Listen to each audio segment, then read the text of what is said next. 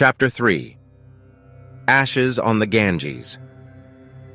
Like a flaming missile shot from Agni's bow, the sun, which I had just worshipped for an hour, arched higher into the sky behind me, throwing a pattern of shadow and light on earth and grass beneath the coconut palms. Leaving the veranda, I walked down the outside stairs and out to the shed where we kept the cow that provided our household with milk. Swinging the wooden gate open, I grabbed the trailing rope as the happy creature set off at a clumsy trot toward the pasture. She looked forward to her morning grazing as eagerly as I did. Half dragged along at the end of the rope, I managed somehow to guide the lurching animal to an oasis of fresh grass. Overhead, the broad branches of the coconut palms sang a familiar song as they gently brushed each other in the early morning breeze coming in from the bay. Head down, the cow busied itself as I watched reverently. No creature is so venerated by Hindus as the cow. Sacred cow. Holy cow. Nose buried in the long grass, oblivious to all else, this black and white spotted deity with the twitching ears and switching tail tore huge mouthfuls of the juicy green carpet and chewed contentedly. Grazing the cow was my favorite pastime, and I gladly took advantage of my daily chore to worship this great and holy god. From the nearby profusion of a hibiscus, I plucked an orange blossom and placed it on the cow's head between her curved horns. She looked at me out of one brown eye, then continued to munch the grass. Disturbed by a fly crawling into one nostril, she shook her head and sneezed. The flower offering I had so carefully placed slid down her long nose onto the ground. Before I could retrieve it, the bright bloom had vanished into her mouth along with a choice clump of grass. Sinking to the ground with a sigh, I tried to imagine what it would be like to be a cow. Perhaps I had already been one in a past life. I couldn't remember. I often wondered why I had no recollection of former lives. Goseen had often told me how an ancient sage in faraway India had been the first one to see that most wondrous sight in the night sky, the shape of a cow outlined by a cluster of stars. According to Goseen, that was how we Hindus first learned that the cow was a god. I had heard other explanations involving Egypt and the Aryans, but Goseen's appealed to me the most. Anything in the heavens is holy, and of course all the cows on earth, having come from that one in the sky, were therefore worthy to be worshipped. Cow worship had progressed far since those early days. Goseen spoke of Mother Cow, and I had often heard it said by the pundits that she was the mother of us all, just as Kali, the consort of Shiva, was. Somehow I knew that they must be one and the same, only in different form. Kali, one of the most powerful Hindu deities, which we all worshipped ardently, was so frightening, drinking fresh blood from a goblet, with garlands of freshly severed heads and hands hanging around her, standing on the prostrate form of her husband, Shiva. I much preferred worshipping the one reality in the gentler form of the cow, and I was building good karma for my next life by spending so much time in our cow's company. Did she know she was a god? I watched her closely but discovered no clue to her self-awareness. Eventually the question was lost in the wonder and reverence I felt for this holiest of all. My adoration of the cow was interrupted by a faint humming sound that gradually grew louder and louder. Excited, I jumped to my feet and ran out from under the palms to get a better view. We saw very few airplanes in those days. Watching it pass reminded me of what I used to think each time I saw a plane in the sky. Having pondered the mystery of my origin, I had finally asked my mother where I had come from. Very seriously, she had said, "You dropped out of the sky from an airplane one day, Rabbi, and I caught you." Was I supposed to be yours? I had asked, feeling suddenly insecure at the thought that I might just as well have landed in someone else's backyard. Mother had assured me that I was meant to be hers and father's. For months after that, I had hoped for a baby brother to fall into my arms from a passing plane. Years later, babies were still a mystery, but I was sure they didn't come from airplanes, and without understanding why, I knew that I would never have a brother or sister now that my father was dead. Solemnly and faithfully, I had worshipped Father's spirit every day since his passing. Each morning I had offered water to the special grass we had planted when he died, counting the days carefully as I watched it grow. Today was the 40th day, and I would be losing my long, black, wavy hair, uncut for years, that everyone said made me look so much like my father. For days I had worried about being shorn. What if the spirits should take my life like they had taken my father's when his hair had been cut? My mother was waving to me from the veranda. It was time for the ceremony. I began pulling at the rope, trying to drag the unwilling cow back to her shed. The poor creature dug in her heels and protested with grunts all the way. Firmness was required, but I would never prod her with a sharp stick or slap her with a switch, as I had seen some of my young friends doing. Is that any way to treat a god? I had scolded on more than one occasion, and so they had learned to be more reverent, at least when I was watching. It was a much smaller procession that followed the Narrow asphalt road through the tall cane, past the mangrove swamp, to Monkey Point on the 40th day after my father's death. A levidance of thecramation had been carried away by the tides that swept over the low concrete wall twice each day. Only the memory could not be erased. I saw again the leaping flames dancing their ritual around the body, smelled the burning flesh, and shuddered as I stood on the very spot where my father had been burned to ashes. Today, I was the center of attention. Friends and relatives crowded around me in a small semicircle as the pundit faced me with barber's scissors in one hand. The brief puja passed almost without my being aware of it. The present reality had been replaced by the sudden remembrance of a frightening experience. About 3 years before, I had been aroused from a sound sleep by hard, sharp, determined tugs on my hair. Fully awakened, I had writhed and twisted, shrieking with pain.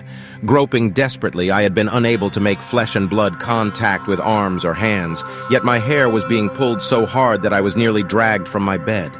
My terrified screams had brought my mother to my side. With a few words and a pat on my back, she had assured me that it was a nightmare, nothing more. But I had known better. I had been wide awake, not dreaming, and the sharp pain where my hair had been nearly pulled out by the roots had lingered until morning. That memory, together with the more recent one of my father's mysterious death, had frightened me as I anticipated this ceremony. But it passed uneventfully. Almost before I realized it, my hair had fallen to the ground where my father's ashes had lain. The next high tide would sweep those strands out to sea to join his remains. Some of his ashes, however, had been saved for another special ceremony. Gosine and I had talked of it with considerable excitement several times since my father's death. He was an avatar, no mistake, the old man had assured me. It ain't no question of moksha, not with him. What you mean? I had asked. You don't think he reached moksha? He done reach it long time in some other life. This time he just come back to show the way. Like a Buddha or Jesus's Gosine had nodded emphatically.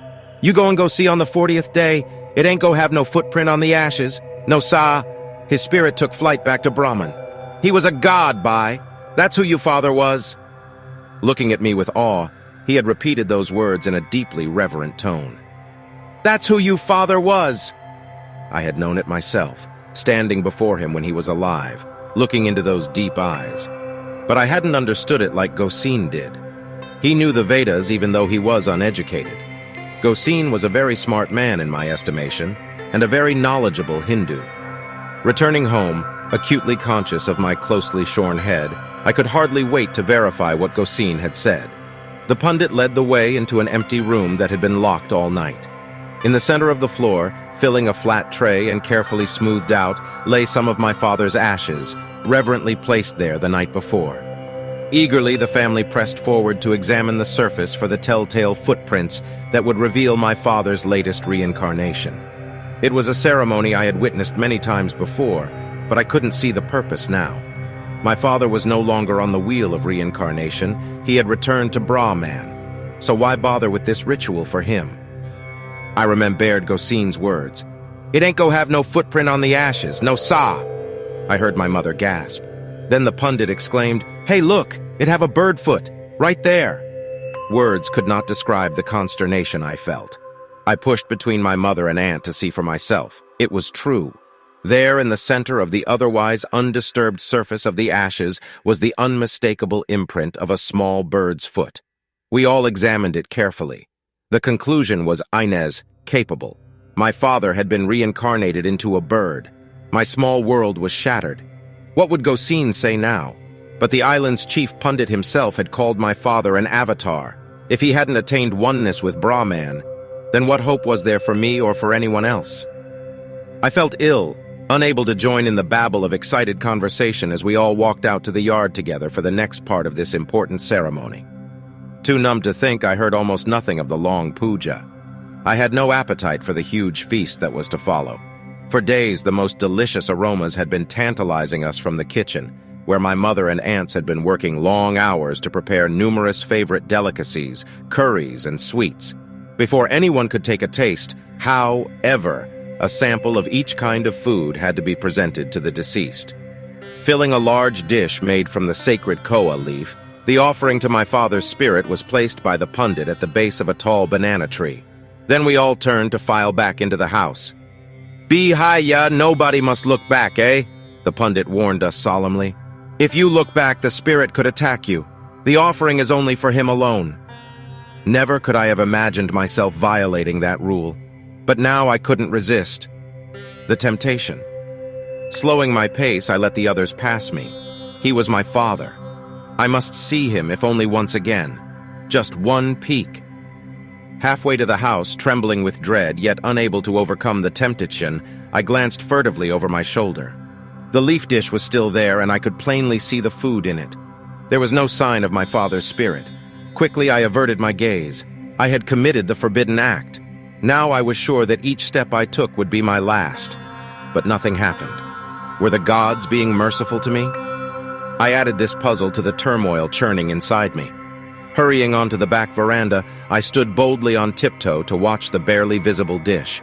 I had seen Yogi, the dog next door, eat the offering to Nana's spirit, and I wanted to be sure that didn't happen again. When perhaps half an hour had passed with no signal of anything unusual happening, I could restrain myself no longer. Still fearful of what the spirits might do, but somewhat bolder now, I returned to the yard and cautiously approached the banana tree. To my amazement, I found that the food was gone. Not a speck of it remained, yet I had seen nothing visible come near the dish. So it was true. My father's spirit had eaten it. Was this proof that he had not reached nirvana after all? Was he a bird in a tree, watching me now? Despondent and confused, I stalked restlessly back and forth in the yard, searching the bushes and trees for a bird, small or large, that even faintly resembled my father. If I could not recognize him, at least he would know me. But I waited in vain for one of the flitting, chattering, preening creatures to pause and stare at me in recognition. None of them paid the slightest attention, unless I ventured too close, and then they flew away in fright. Of course, my father had never paid any attention to me before he died, so why should he now? Later, I made my way down the familiar path to Gosina's hut. It had been impossible to talk with him alone when so many others were present. His son, who was about 40, was out in front repairing a tire for his bicycle, which he pedaled around the town selling curry chana and bara made with red-hot peppers. He had recently married a woman with 2 children, and they had all moved into the 2-room hut with Gosin. Seeing me approach, he straightened up wearily from the flat tire, put both palms together in front of his chin, and bowed toward me. "Sita Ram," he said pleasantly. "You looking for the old man? He inside? He feel any old age?" "That ain't true, man," responded Gosin's voice from within. "I'm not feeling nothing like you say. The cold have me down." To prove his point, the proud old man, tall for an Indian and slightly bow-legged, came hobbling out to squat in his usual place in the protective shade of his hut. I squat Ted in silence. Just being beside him brought a comfort and sense of security that I couldn't explain. "You nice hair go grow back fast," he said, shaking his head slowly from side to side like an upside-down pendulum. "My hair ain't troubling me," I replied, unable to share my inner turmoil and doubts. "You know something, Bai? I never go get over how you father live. The holiest man I ever know in my whole life? The way he give up everything?" Gosin's head continued to bob back and forth in astonishment. Such praise had always made me swell with pride. He was my father. But now it gave me little comfort, even though I sensed that Gosin had now transferred to me the admiration he had felt for my father. The footprint of that tiny bird distinctly outlined in the ashes could not be denied. Everyone, even the pundit, had accepted it, apparently without the shock and disappointment I felt. That made my confusion all the more painful. "How he's so small now?" I asked. It would be easier to understand him becoming a large bird. but one so small only increased my bewilderment. "Look, Bai, he ain't small at all, nah?" Gosina shot back emphatically. He became silent, rubbing his chin reflectively, then let out a long, loud sigh. "Hear what I say, eh? No bird with foot that small go eat that much food so fast?" Of course. Jumping to my feet, I ran back to that room where the ashes had been locked. Had we remembered to close the window tightly? I couldn't recall. Outside, I looked up under the eaves and noticed the nest of a small bird. There was a series of semicircular holes, one after the other, where the rippling, corrugated metal roof met the wall. Large enough, I noted with excitement, for the tiny bird to enter the room. But had the nest been there before my father had died? I couldn't be entirely sure, but it seemed to me that it had. Then my father had left no footprint on the ashes after all. What a relief. But what about the food? Who or what had eaten that? Perhaps one of the Asuras or Rakshasas, the demons the Vedas talked about, had interfered, trying to confuse us. That was it. But my father would protect me from these evil forces, he and the other ascended masters. I would believe in my father and what he had done, and I would follow in his footsteps. "Rabbi, where are you? Baba is here!" Nani was calling me. "Coming, Ma!" I hurried up the stairs into the house where everyone was enthusiastically greeting our good friend. "Rabbi!" exclaimed the great man, squeezing me in a warm embrace. Janki Prasad Sharma Maharaj, a native of India, was the chief pundit on the island. There was no greater honor than having him visit in the home. A close friend and admirer of my father's, Baba stopped in every time he passed our house in the course of his travels, crisscrossing the length and breadth of Trinidad. He spoke mainly Hindi, very little English, and was well versed in Sanskrit. Tall, fair-skinned, and fairly stout, with a flowing beard turning white, he could have passed for Santa Claus had he been a bit fatter. An awesome figure to some, he was as jolly and friendly with me as Santa ever could be, and we loved one another. "Rabbi!" he exclaimed again, holding me at arm's length. "I see your father in you more and more every day. Bhagwan Hashisai Sonyu.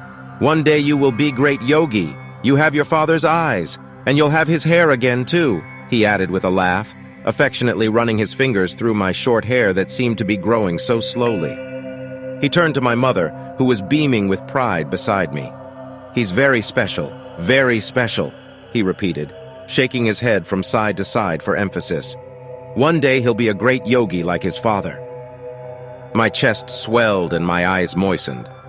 Yes, he would be, Istudas Talasikud. This visit was a brief one. He was on his way to perform a special puja for a very wealthy Hindu in Port of Spain who had been stricken with cancer and wanted the way prepared for a handsome fee for his entrance into the next life. Some pundits, for the right price, even promised nirvana. Pundit Janki made no such guarantees, but thousands of Hindus had great faith in the efficacy of his intercession with the Devatas and were willing to pay well to receive it. After giving us his blessing, the great pundit gathered his dhoti closer about him and swept across the floor to the door, where he paused to bow. Hands in front of our faces, palms pressed together, we all bowed toward him in recognition of the deity in each of us. Another moment, and he was hurrying down the stairs. I ran out onto the veranda and waved as he climbed into the car that was waiting for him. His words were still echoing in my ears when his car disappeared around the first curve. It was impossible for me to forget that I was special. Everyone reminded me of the fact. I would be a great pundit, more than that, a yogi, a holy man like my father. Mother had been standing beside me waving too. Now she put her arm around me and patted my shoulder. I thought I knew what she was thinking. I would carry on for my FA. There, his mantle had fallen upon me. She and I would follow in his footsteps together. But I was mistaken. She was thinking of something else and trying to find words to soften the blow. "Your father's ashes must be taken to the Ganges, Rabbi," she said at last, "and spread on that holiest of all rivers to be carried out to sea. I would want you to do the same for me when I die." The Ganges. What an aura of mystery surrounded that name. Holy Mother of Rivers. Like the cow, the mother of us all, flowing pure out of the highest reaches of the Himalayas down the long Stepasan Valley, stood the Bayou of Bengal. At Benares, the most holy city, the ashes must be sprinkled on the waters. It would be the final committal of Father's soul to the arms of Krishna. "You will take me, won't you, Mommy?" Ibegadi, Please, please, Mommy, I must go with you. You have to take me. I would like to, Rabbi, but it's too far for you. You'd get tired. And of course you can't miss school. I wouldn't get tired, I promise. And I could go to school in India. She shook her head slowly and sadly. I'm sorry. Don't worry, I'll come back soon, I promise. Please don't leave me, I pleaded. I don't want to stay here all alone without you. You won't be alone. There's Ma and Aunt Ravati and all your cousins and Uncle Kumar and Laurie.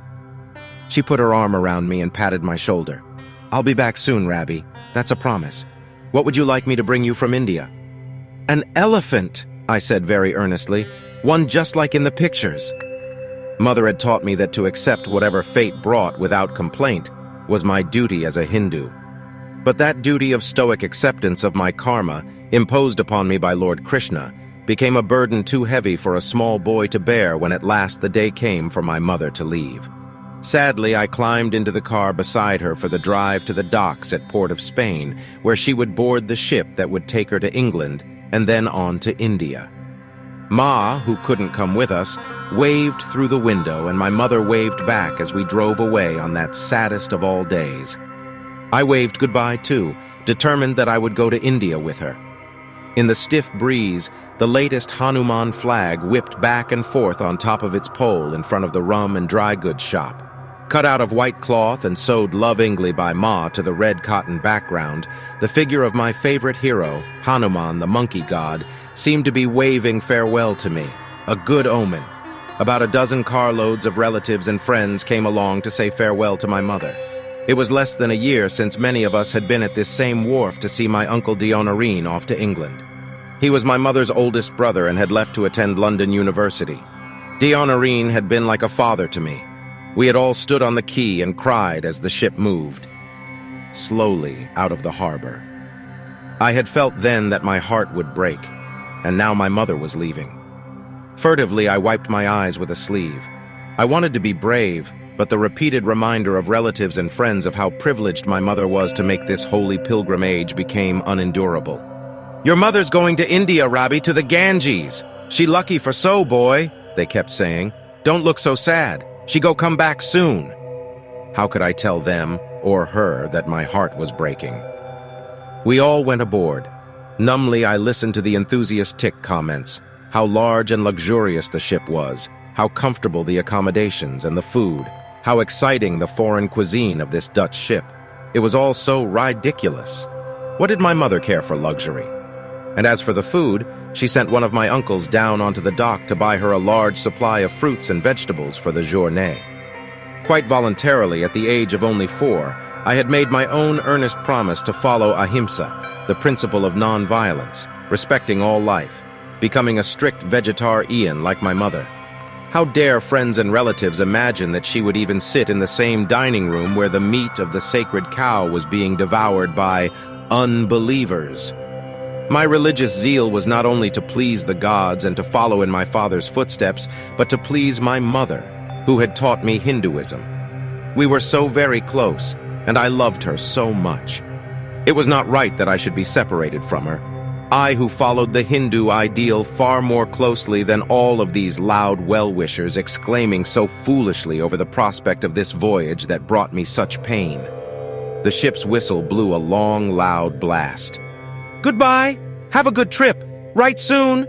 We'll miss you! Everyone was trying to get in a last word. Give your mommy a kiss, Rabbi! Aunt Ravati was nudging me forward.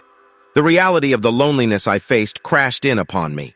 I'm going to go to India too, I cried, grabbing with both hands the knob of the door to my mother's cabin and holding on with a death grip. Kaka Naki, who used to chauffeur Nana around in his big black Dodge, held out a bag of fresh peanuts. I loved them. Here, Rabbi, he said to mollify me. Take them.